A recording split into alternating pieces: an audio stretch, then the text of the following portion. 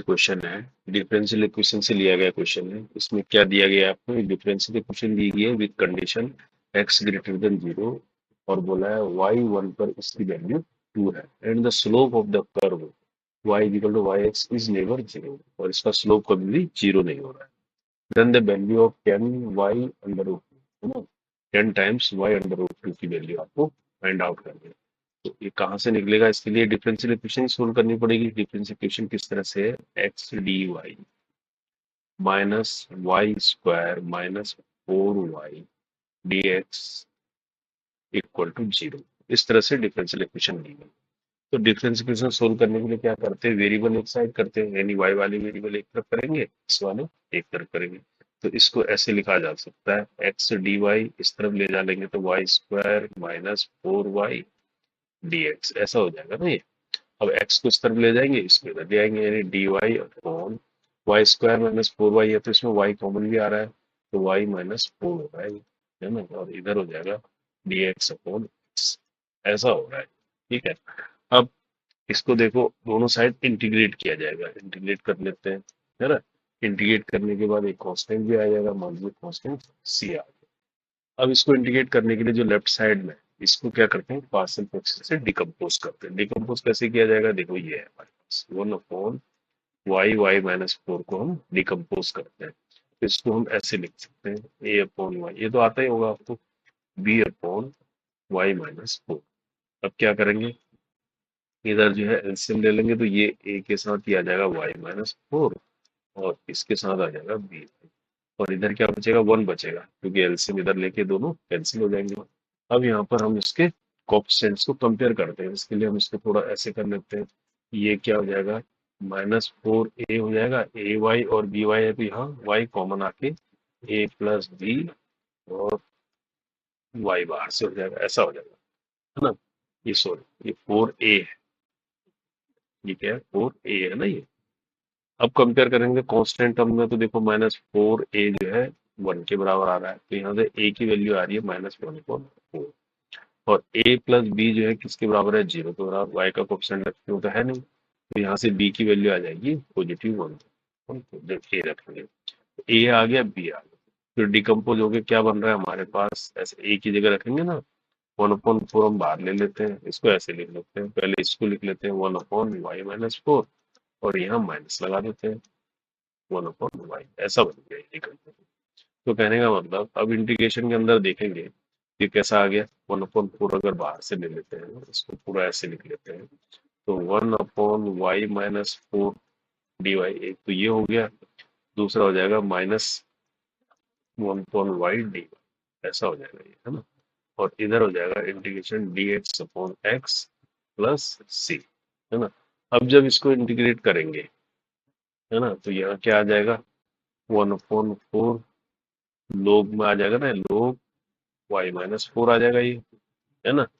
ln में हो गया ये, और ये -1/4 ऐसे बाहर ले लेते हैं, log ऑफ y हो जाएगा ये, है ना। ये log ऑफ x हो जाएगा। अब c एक कांस्टेंट है तो सिमेट्री के लिए हम log c भी ले सकते हैं। ठीक है, कांस्टेंट को log के लिए हम log c भी ले सकते हैं ताकि सिमेट्रिक हो जाए। इससे क्या हो जाएगा?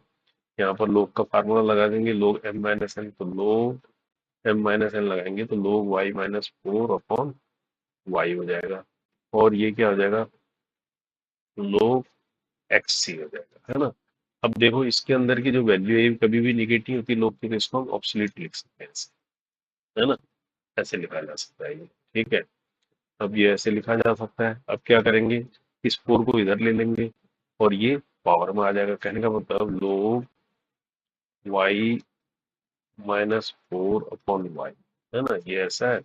4 जब इधर लेंगे तो हम इसको ऐसे भी लिख सकते हैं, log x⁴ और c⁴ को एक नया कांस्टेंट भी लिख सकते हैं, या चलो c⁴ भी लिख लो, कोई दिक्कत नहीं है, ऐसे हो जाएगा, है ना। अब हमारे पास कंडीशनें दी है इससे कांस्टेंट निकालने के लिए। कंडीशन क्या है?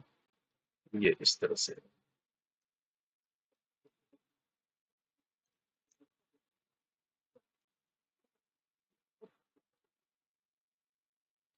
कंडीशन क्या दे रखी है? y इज इक्वल टू 1 पर इसकी वैल्यू 2 है, यानी जब इनपुट 1 रख रहे हैं तो आउटपुट क्या आ रहा है? 2 आ रहा है, यानी x इज इक्वल टू 1 रख रहे हैं तो y क्या आ रहा है? 2 आ रहा है। ये तो इसका मीनिंग है ना। तो यहाँ पर जब रखेंगे तो लोग y को कितना रखेंगे, 2 रखेंगे, तो 2 माइनस 4 और नीचे क्या आया 2। तो ये इधर वैल्यू आ रही है, लोग x की जगह 1 रखेंगे तो लोग C4 रहेगा ये खाली, है ना। अब यहाँ पर देखो ये कितना आएगा, -2 अपॉन 2 -1, है ना। ऑब्सोल्यूट से बाहर आएगा तो ये 1 ही रहेगा, है ना। ऑब्सोल्यूट के अंदर है तो 1 इज इक्वल टू C4 आ जाएगा। तो यहाँ से जो कांस्टेंट आ गया वो 1 आ गया, आ गया नहीं आ गया, कांस्टेंट 1 आ गया। तो ये जो इक्वेशन है तो C मिल गया हमें। तो अब ये कैसी बनेगी, अब ये ऐसी बन जाएगी, लोग y माइनस 4 अपॉन y, है ना। और ये बन जाएगा log x to the power 4। C तो 1 हो गया, ऐसा हो गया, है ना। अब देखो, अब इसको कंपेयर करेंगे तो इसको बाहर लेना पड़ेगा, लेकिन अब यहाँ पर एक इम्पोर्टेंट चीज है कि ये जो अंदर की वैल्यू है इसको हमें प्लस लेना है या माइनस लेना है बाहर, ये चेक करने वाली चीज है। ये कैसे चेक होगा, यहाँ से, क्योंकि y1 पर जो है इसकी वैल्यू 2 है, यानी जब इसको 2 रखते हैं तो ये वैल्यू निगेटिव आती है। इसका मतलब इसको हम जब बाहर निकालेंगे तो निगेटिवली बाहर निकालेंगे। समझ रहे, ये इंपॉर्टेंट चीज है। कहने का मतलब इसको हम ऐसे लिखेंगे y-4 अपॉन y, ऐसे।